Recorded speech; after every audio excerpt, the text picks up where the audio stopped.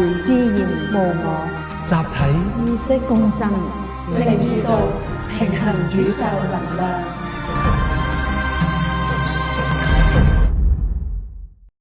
歡迎收聽收睇今集嘅靈異道，又係我力奇，仲有我珍妮花，有我 Alice 譚美。係啦，今集嘅題目就係原始能量催眠治療。係啊，點解會咁長呢個名？因為佢會夾雜咗能量學同埋催眠學於一身嘅。咁原始能量催眠治療個原始能量係點樣解釋嘅咧？喺能量學，因為而家我哋本身就係我哋學緊呢個 Om Energy 啦。咁呢個原始能量其實個意思就係宇宙未形成之前嘅一股純正嘅能量。冇人類嘅概念去污染嘅，所以就係冇二元對立嘅分別嘅，亦都唔去界定。係啦，所以每個人都可以運用到嘅呢股能量。係啊，同埋其實應該話所有宇宙萬物咧，包羅萬有嘅時候咧，我哋都能夠進入一個和諧嘅境地啦。咁嗰個高頻咧，去到無我天人合一嘅狀態啦，咁可以超越咗我哋所有嘅人類概念啦。咁用呢一股嘅能量咧去做 healing 又好，channeling 又好，都可以不受其他所謂嘅低頻嘅能量干擾啦，亦都可以好純正咁樣咧去進入我哋嘅治療狀態咧，令到所有嘅能量歸翻一個去平衡，同埋一個我哋所講嘅中正嘅狀態。所以咧，你會見到咧，我哋咧全部手拖手咧，其實我哋就係已經喺一個集體意識裏邊嘅。冇錯，係啦。咁所以今集嘅內容咧，我哋都係 channeling。冇錯，係靠你啦。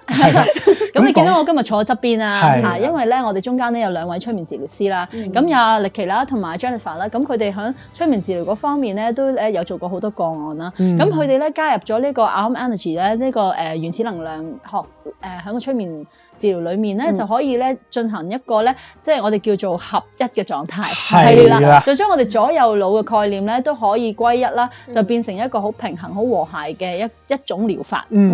咁啊，催眠學嚟講，其實佢只不過都係一個冥想嘅狀態，因為都係能量嚟嘅。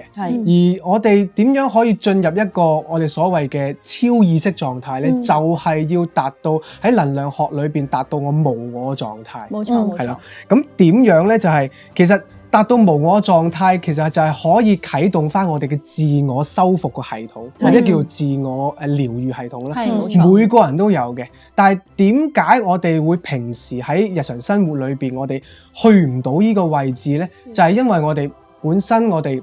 有我哋嘅所謂嘅貪嗔痴啦，有我哋嘅慾望啦，又有我哋嗰個我哋個腦袋，我哋個邏輯思考，令到我哋有呢個咁嘅障礙啦，所以去唔到呢個超意識狀態。但係點樣我哋可以去翻呢？就係我哋可以運用翻本身我哋有嘅原始能量。呢個我哋就係所謂嘅佛性啦。如果佛家所講，我哋嘅自性啦，或者叫心靈力量啦。咁隨住喺呢個咁嘅狀態裏邊，我哋就可以啟動翻我哋嘅自我療愈系統啦。冇錯，咁啊講翻催眠學咧，其實都有好多即係坊間有好多呢一方面嘅書本啦，或者知識啦，我哋都好清楚知道，催眠治療其實可以咧幫助到好多呢一個疾病嘅療愈嘅作用啦。咁但係咧就其實往往咧就忽略咗係嗰個能量狀態啦。咁所以點解我哋會加入 Om Energy 落去個催眠治療咧？就係將嗰個能量狀態提升到好高頻，係去到呢一個咧無我嘅狀態，咁令到嗰個受眾啦，或者我哋講緊個催眠治療師本身係需要係一個修行者，一個極嚴謹精進嘅修行者啦。咁佢幫助嗰個受眾嘅時候咧，就大家都會喺一個互相良好嗰個互動振頻當中去進行嗰個催眠。咁呢個共振裡面就會可以唔係淨係單止表層去幫你做嗰個治療，係深層幫你將嗰個治療咧係揾翻個根源出嚟。咁呢個嘅根源唔係淨係講緊一個概念上嘅根源，仲係講緊係能量嘅根源。係啦。所以咧，其實喺一個傳統或者我哋普通讀催眠治療呢一個咁嘅範疇裏邊咧，佢哋好多時候就會標籤咗我哋所謂嘅症狀啊，或者嘅病啊，去到呢個狀態咧，就會喺針對喺嗰個病態或者例如失眠啊、減壓啊，或者所謂嘅咩過度活躍症啊，或者叫做專注力不足啊嗰度去到入手。其實咧，若果我哋喺能量學裏邊咧，反而係我哋唔會標籤佢哋任何一個病。倒翻轉頭係將佢哋歸翻個零。歸翻個本源，係話緊俾你聽，其實呢一啲症狀只係一個果。而家我哋點樣種翻個因，令到大家喺呢一刻鐘就即刻馬上去種一個因，令到嗰個將來嗰個果咧係完全唔會有任何症狀嘅標籤。係啦，同埋咧所謂嗰個標籤或者叫做病症啦，往往都係所謂嘅個案啦，去到某一個層面就係其實佢哋最終係有一個目的嘅，係啊，嗰個目的就係有機會係就係話佢哋會喺一個 comfort zone 裏邊啦，走唔翻出安全嘅地帶啦，所以佢哋有佢哋嗰個原因唔想走翻出嚟，所以佢哋不斷喺嗰個位置度病症當中啊，或者係一個症狀當中嘅。其實咧你講得好啱啊，因為我哋做過好多個案啦，其實有好多 case 咧係佢自己 source 一個病翻嚟，因為佢內心個心靈深處咧，其實係缺乏咗一啲嘢啦，或者佢個根源裏面咧有啲課題佢冇面對到啦，咁所以咧佢係藉住因為有一個課題連帶住佢自己，或者需要逃避一啲課題咧，咁佢就會吸引一啲病啊，或者吸引一啲症狀啊，去令到自己係唔需要去再面對個課題。所以其實根本上就唔係去解決一個症狀，而係揾翻佢個根，究竟佢個人生嘅課題，或者佢去到而家呢一刻中，佢有啲咩嘢係需要去面對嘅。咁我哋就將所有嘅嘢歸翻零，唔再去俾佢有一個界定嘅壓力。去等佢願意係好輕鬆咁樣樣去面對翻嗰個自己個課題，就等同於我哋所講修行裏面咧，真係好中意，我哋好中意用呢個字就係觀自在。你好自在咁觀察翻自己每一分每一秒進行緊嘅呢個人生裏面嘅一個行為心態啦，係啦。即係花好似有嘢講喎。咁我就即係其實我諗好多觀眾都會諗啊。其實有催眠治療啦，咁點解一定要用呢一個嘅原始能量去到做催眠治療咧？咁其實嗰個嘅狀況，可以咁睇嘅。如果我哋用催眠治療咧，其實我哋中間會用咗好多時間過程咧，去到探索究竟嗰個client 啦嚇，究竟佢面對住啲乜嘢嘅狀況嘅。咁但係如果我哋用能量學去到感應嘅話咧，其實可以係短好多時間嘅，同埋我哋會比較上係可以直接啲啦，去到了解到究竟佢而家面對緊嘅處境係點樣樣咯。咁所以即係點解我哋學咗催眠治療，咁之後我哋要再加入咗能量學嘅落去咧？咁其實係有呢個原因。咁另一個原因咧就係因為我哋個腦袋其實好犀利嘅。咁有啲人咧，佢嚟到做一個催眠治療，雖然會嚟揾我哋，咁但係佢係咪真係想去解決個問題咧？又或者佢個腦喺度一路都欺騙緊佢一啲嘢嘅，或者去到包裝緊嘅。咁有時係連佢自己咧都唔知道，原來個腦喺度玩緊嘢嘅。咁所以咧，我哋喺呢個能量學裏面咧，我哋係感應緊，感應得到。你而家係你個腦去到同我講緊嘢啊，定係你真係去到解決緊個問題咯？咁所以喺呢一個嘅原始能量催眠咧，其實係比較上可以再深入啲去到發掘究竟個問題喺邊度啦，同埋我哋會知道究竟嗰個即係嚟嗰個受眾咧，究竟佢而家個狀態點樣樣咯？係頭先阿 Jennifer 講得好啱啊！關於咧就係話可能觀眾咧聽到落呢度，咁唔係我平時都用腦講嘢嘅咩？咁係啦。咁其實咧當我哋用個邏輯思考，我成日都講個腦啦嚇，就係用邏輯思考嘅時候咧，我哋嗰個能量狀態同我哋真係講緊我哋感應或者我哋靈性或者我哋叫我哋自己靈魂本體或者我哋嘅自性，想要去同你溝通嘅時候，嗰個能量狀態其實係截然兩種完全唔同嘅能量頻率。咁響一個 channeler 咧，一個好似原始能量學嘅一個我哋叫做感應師啦嚇。咁我哋自己本身係可以感應得到能量頻率噶嘛。咁我哋就好清楚會知道，原來你其實呢一個頻率係屬於你個邏輯思考彈出嚟嘅能量頻率。而有陣時咧個腦勁到咧，譬如佢學咗，原來我個心靈力量咧，或者我個靈性嗰部分咧係會咁樣去狀態嘅。跟住個腦咧就會學咗一次啦嘛，佢就會 copy 翻我曾經做過嘅嗰個靈性狀態。咁當佢複製咗之後咧，如果你唔係真係喺能量頻率嗰度去感應，你純粹去聽佢講嘅説話，好似好厲害啊，好靈性啊，好中正啊，但係其實原來係佢個腦咧去學習，然之後去複製出嚟嘅嘢，所以只能夠如果你係一個有能量感應嘅人，你先至真正可以知道究竟嗰個受眾係處於咩狀態。所以點解我哋即係當我哋知道兩位啦學催眠治療啦，大家都學咗能量學啦，大家討論過好多次之後，都覺得其實喺催眠治療嘅過程裏面，真係一定要加入能量學嘅元素，先可以真正知道嗰個 client 佢真係要去處理嘅問題係啲咩嘢。有陣時可能未必處理佢嘅症狀，反而係處理佢個心靈裏面嘅一啲問題，係令到佢揾到佢個根源喺邊一度，然之後一招就 KO 咗佢好多問題，可能有失眠啊，或者係情緒問題啊，甚至乎一連串嘅問題就會喺一樣嘢裏面去解決晒啦。係啊，咁正就有個例子啦，嗰個例子就係其實好得意㗎，每次拍02度之前咧，都唔知點解會有一啲事情會發生咧，就係好似教緊我哋一啲嘢。咁琴晚咧我就出現咗個狀況啦，可以講下分享下。咁我就學催眠㗎嘛，咁啊好似好清楚咧，譬如遇上一啲乜嘢問題嘅時候，我哋不如就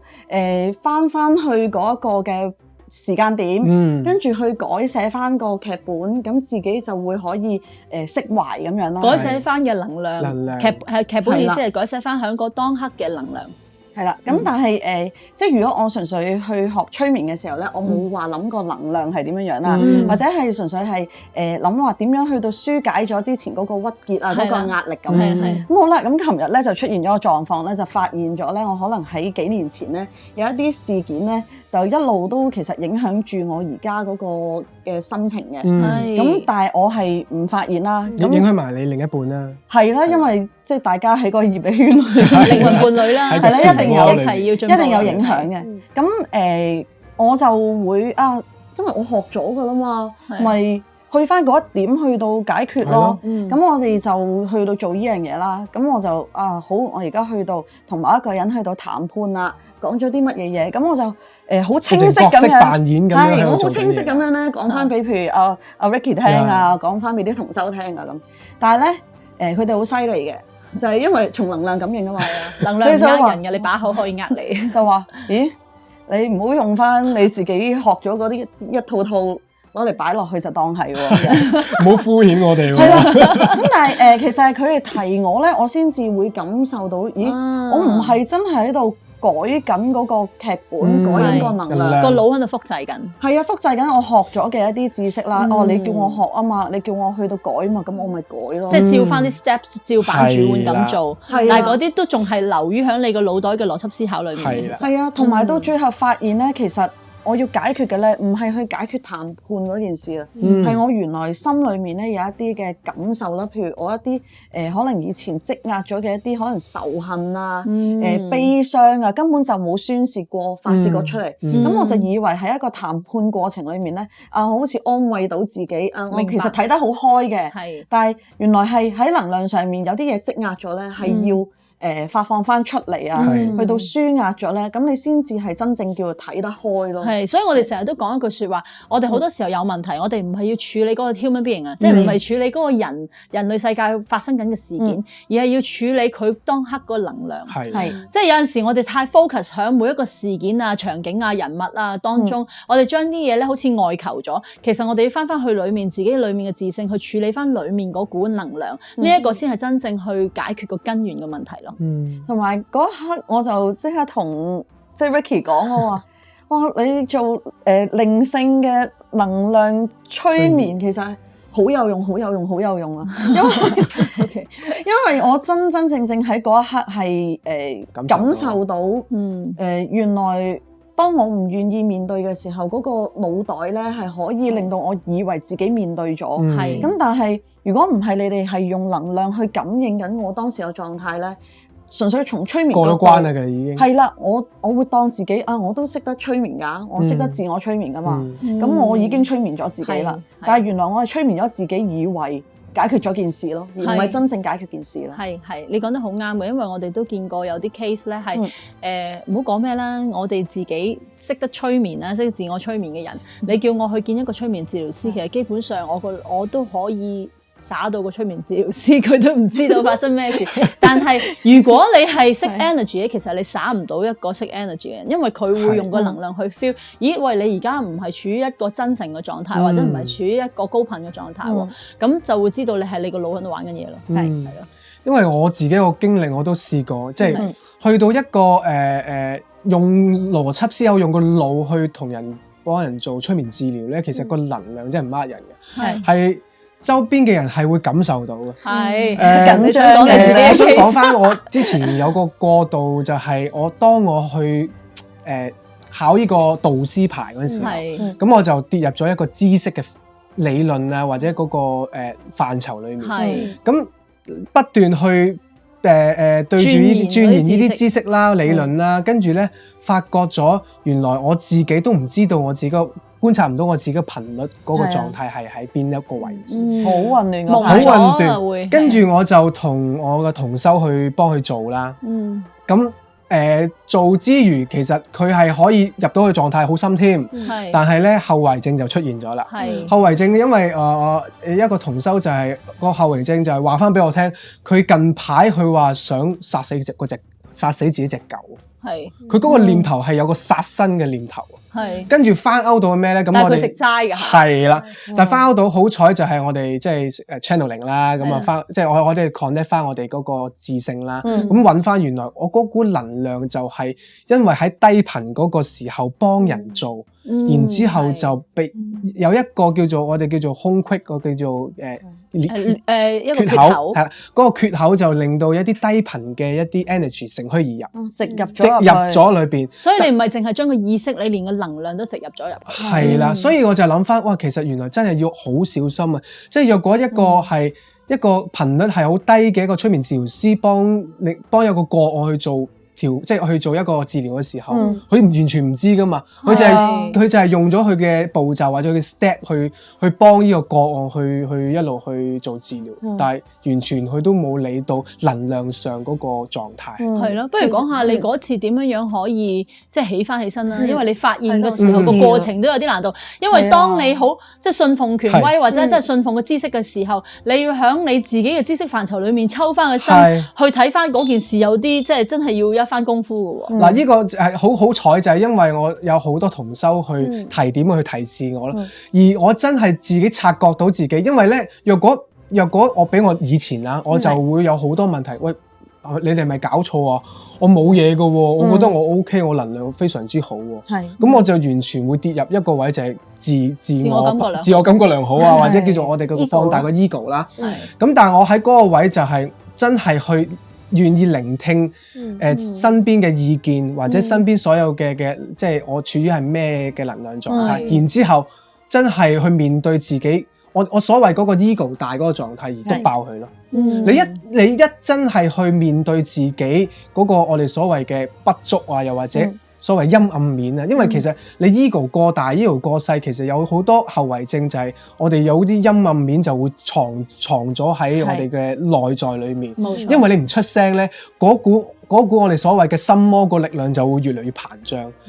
嗰啲咁嘅負面嘅聲音就會越嚟越邪惡，越嚟越大，跟住令到你會跌入咗一個低頻嘅位置，抽唔翻出嚟咯。咁但係我喺嗰個位置就真係去覺察，去願意聆聽，然之後將嗰個能量去轉化，亦都幫個案轉化翻佢個能量。係啦，最主要就係我一個能量轉化，因為我自身有呢個咁嘅頻率，就好似一個音叉咁樣，去到同對方都有個共振效果，其實都係一齊拉起翻我嘅高頻狀態咯。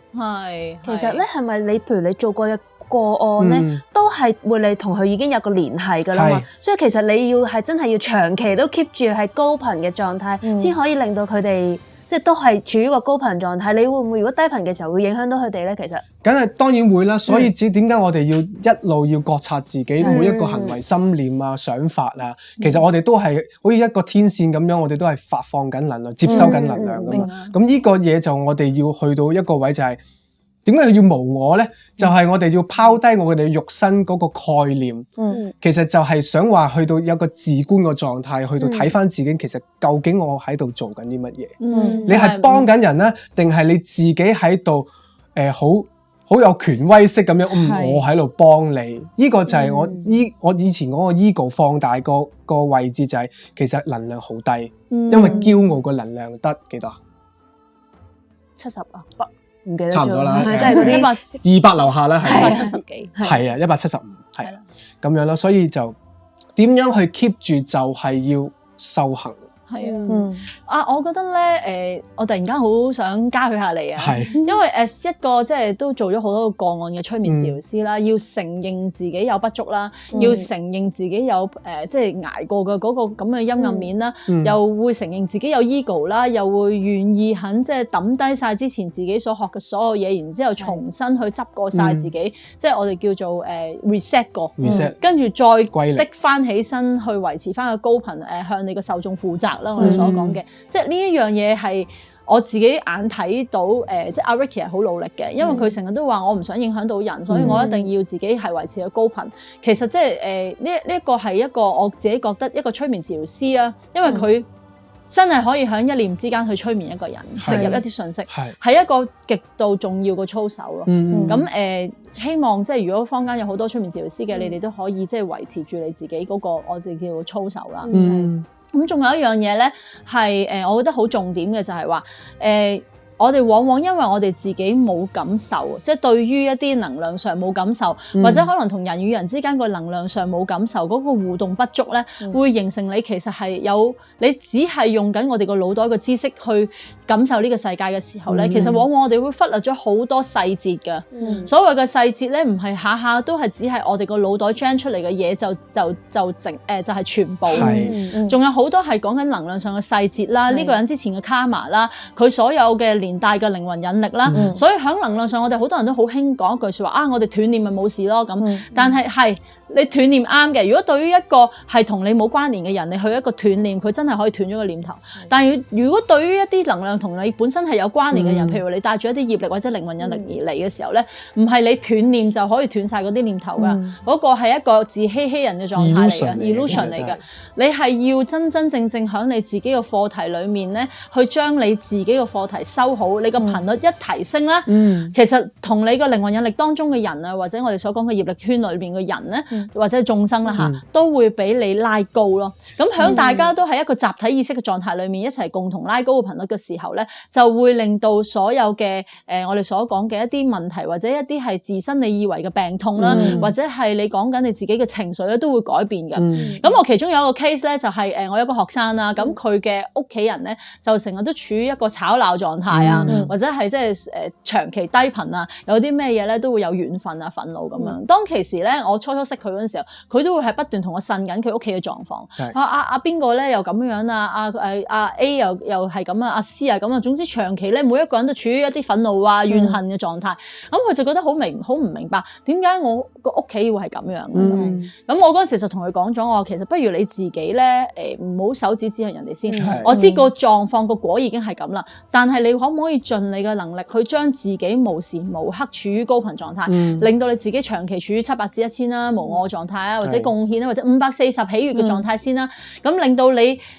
長期喺個高頻裏面，其實你個屋企個環境都會有唔同啦，嗰個能量上。咁 so that 其實你咪靜觀其變，你睇下會有啲咩改變啦。咁啱啱最近咧，其實琴日佢啱啱個分享就係話，佢自己本身咧改變咗好多。佢真係開始留意，原來佢真係好多怨言嘅。咁佢觀察到自己所有嘅怨言，佢將自己所有嘅嘢變成一個智慧咁樣去解決啦，去轉化啦。譬如佢見到阿 A 有問題嘅時候，佢已經唔係再去怨恨佢或者怨憤佢，而係去嘗試用智慧去轉化翻佢個情緒。甚至無咧，佢唔會再諗阿 B 你唔好。佢就去用一個同理心去諒解，其實佢唔明啫，佢有好多不明，所以佢控制唔到佢自己。當佢不斷去改變嘅時候 within 呢，我諗2個月度咧，佢屋企人嘅狀況改變晒，和諧咗好多啦。有啲長期有啲身體有啲狀況嘅，仲係小朋友嚟，佢都係個狀況冇咗啦，個症狀啦。有個小朋友有失眠嘅狀態嘅，個失眠嘅狀況解決咗好多啦。咁佢有個屋企人係成日都發脾氣，成日都係無理取鬧嘅，但係佢竟然開始關心佢，所以佢覺得好奇怪，就係話你其實原來一個人嘅改變咧，所有嘢都會改變。係呢一個咧，我會咁 count on 啦。其實你係自我催眠自己。係。當你自我催眠自己，其實我長期都可以處於700至1000嘅狀態，而你加上你嘅自觀，不斷去留意住自己每一刻鐘嘅心念、行為、心態。當你唔再去分難定易，自己做到定做唔到，你已經催眠咗自己話我做到。我就係長期可以處於700至1000嘅狀態，然之後加上理性嘅自觀去睇翻自己嘅每一個行為心態，你就做到噶啦。所以好多時候我哋好似要收成可能80年、50年先做到嘅嘢，其實你諗翻深一層，嗰個係一個人類概念嚟㗎。我哋抌低晒個人類概念啦，唔好去界定啦，我哋用能量層面去睇嗰件事嘅話，你只需要自己可以提升到響嗰個能量層面，咪就係嗰個做到啦，咪就係嗰個本身嗰個能量嗰個 flow 去連結到個宇宙咯。咁你個助力咪就已經好大咯，你個阻力咪會少咯。係嚇，但算有阻力，你都會將佢嗰個焦點放喺你個目標，唔係放喺個阻力度咯。呢個係一個好重點。而點解Om Energy 嘅催眠治療係我 which is 覺得好 effective 嘅，係有啲人真係好用腦噶嘛。你同佢講一啲好 we 運啊，或者好我哋所講好嘻哈嘅嘢，佢未必會接受得到啊。但係當你真係喺催眠嘅角度，加上如果嗰個治療師本身係一個一個能量調頻嘅人啦，佢會好用心咁去用佢個能量啊，即係用佢平時嘅修行啊，一點一滴，佢唔係淨係同你做嗰個症狀嗰1個鐘，而係佢平時一點一滴嘅所有佢行為心態，長期處於個高頻狀態，因為佢要幫啲受眾去進行一個催眠治療嘅時候，佢自己本身要係一個修行者，咁佢就會可以幫助到嗰個 client 咧係進入到嗰個高頻狀態咯。因為只有即係我哋叫做生命影響生命啦，或者共振啊，只要大家係喺個頻率當中個共振，你先至可以去到一個高頻。如果你係一個低頻嘅治療師，其實無形中你同嗰個 client 傾，但算你做晒所有 steps， 你都會拉咗佢去進入個低頻，除非個 client 係唔受你影響。係啦，甚至咧，即係如果我哋作為治療師咧，你唔注意嗰個能量狀態咧，可能你會俾個受眾去拉低埋你自己嗰個頻率添。係啊，所以好有智慧啊。係啊，所以係要嗰個智慧喺度啦。同埋咧，我覺得有一個好有趣嘅地方就係喺做呢一個嘅能量嘅催眠裏面咧，我哋治療師係可以唔止去感受喺你面前嗰個 client 嘅能量喎。咁譬如如果佢嗰個問題係，即係我哋好多時都講啦，一個人佢唔會無緣無故會變成咁樣㗎嘛。咁可能喺佢身邊嘅人咧，對佢都會有影響嘅話咧，我哋喺嗰個催眠過程裏面，其實都可以感應埋咧佢身邊嘅人對佢嘅影響，或者佢嘅業力係點樣樣。咁喺解決方面咧，可能會係比較上係更加直接咯。係，甚至無咧，有啲催眠治療師係可以識得 channeling 啦，我哋所講，佢直頭係睇到嗰個個案，佢自己喺個催眠狀態裏面見到嘅同樣畫面，我哋叫做同步催眠。同步催眠係啦，即係佢自己同個 client 同步催眠，一齊去進入嗰個狀態。都幾好玩嘅，即係一齊去睇戲啊，一齊去解決嗰件事啦。咁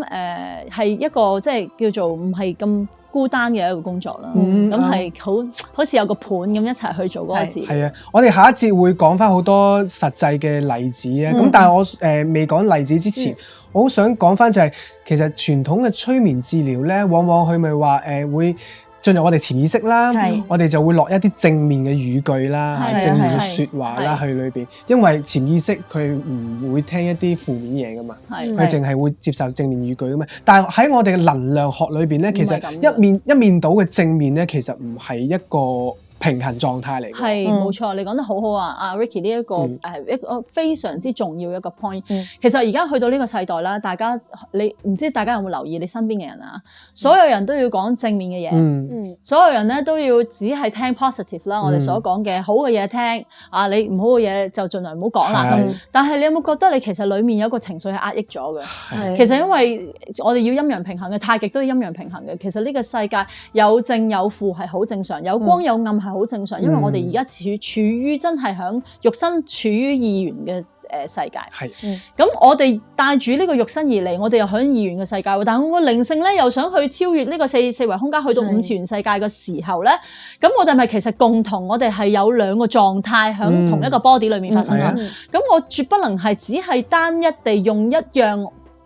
單一嘅層面喜歡嘅嘢去一面倒，就話淨係咁樣樣。我哋係要和諧共融，係兩方面我都要照顧到，先真正可以創造裡面嘅和諧，而唔作出衝突嘅。所以如果我哋一面倒嘅正面，你只係不斷去創造緊自己內在衝突嘅啫。實質上呢個事實就係話，呢個世界有好有壞，係真係好正常、好自然嘅事啊。因為人類個概念去將啲好壞分辨出嚟嘅。所以如果當你有好嘅時候，就會有壞噶啦。你夾硬自己去話壓抑嗰啲所謂嘅負面，係你自己個妄念嚟嘅啫。因為當你話我淨係講正面語句嘅咋，其實你同期你已經創造緊呢個世界另外一個負面發生噶啦。因為咧。唔知大家有冇發覺咧？就係話，如果當你自己好低落嘅時候，啲人猛咁同你講一啲正面嘢，你完全聽唔入耳嘅。你會覺得咧，喂，好難聽啊！你唔好再講啦，你再講你好叻咩？你好高頻我知啊，但係我做唔到咯。咁係咪仲勁啊？嗰啲心魔按摩仲勁，所以反而即係我哋會如果你係一個高頻嘅人，反而你較低你自己少少嘅頻率，真係同個受眾喺同一個頻率裡面咧，感受下佢，用個同理心去感受下佢真係處於個狀態。佢自己處理唔到，然之後你係慢慢將佢個頻率慢慢一步一步咁提升，即係可能佢初咧可能內疚嘅嚇20-30嘅，慢慢咧進入翻咧，我哋可能落翻去勇氣先啦，去翻200啦，跟住慢慢不如大家去主動翻啦300-1，係將佢慢慢提升到去個高頻，令到佢自己感受到真係可以自己嘅力量一下一下咁上嚟，咁你將個能量即係交翻俾佢自己，係佢自己有呢個 power 去達到嗰個狀態，而即係呢一個咁樣嘅過程咧，對於佢個成長或者提升都係非常之重要啦。仲有一點就係話喺我哋Energy 3啦，Our Energy 裏面，我哋上第3班嘅時候。嗰個第3個 level 咧，我哋就係開始講關於能量好多唔同類型嘅玩法啊，應用啦。其中一點我哋做過一個 exercise 咧，就係大家一齊咧寫一張紙，全部淨係寫正面嘅嘢，另外一張紙全部就係淨係寫負面嘅嘢。兩邊嘅能量都係非常之 wing， 好辛苦，即係嗰個能量係發到癲咗。但係有趣地係將兩樣嘢加埋一齊咧，即係將正面同負面疊埋一齊咧，就去到一個好 calm、好和諧、好高頻嘅狀態。所以實質上我哋而家嘅概念，所謂嘅正面啦，其實咧唔好搞錯，係叫中正嘅意思。我哋嘅正係中正，唔係講緊係 positive， 係要講走極端，係唔係走極端啊？因為只有你係位於喺個中正狀態，你係兩方面你都可以接受得到、共融得到、包容得到，我哋先能夠帶住我哋呢個帶有二元對立嘅 body， 仲進入去嗰個靈性想去進化嘅5次元空間，而大家都會冇衝突，呢個先係真正嘅合一，真正進入嗰個無我天人合一嘅狀態。所以一步一步嚟啦，我哋首先一定要慢慢去了解我哋人世間發生緊咩事，然之後你亦都要知道你提升嘅過程裏面你會經過嘅係一啲咩過程。所以當你做嗰個 Arm Energy 嘅催眠治療嘅時候咧，亦都要因應你自己當下嘅程度，嗰個治療師要慢慢去幫你將你嘅頻率提升翻你可以去到嘅水平。所以嗰個能量其實我反而覺得係仲重要過話我啲導入啊，仲重要過我所講嘅所有導引咯。所以我哋陣間下一節可以講多啲 case 啊，因為好精彩嘅，其實有啲 case 好嘛？可以啊，咁我哋下一節翻嚟再見啦，下一節見。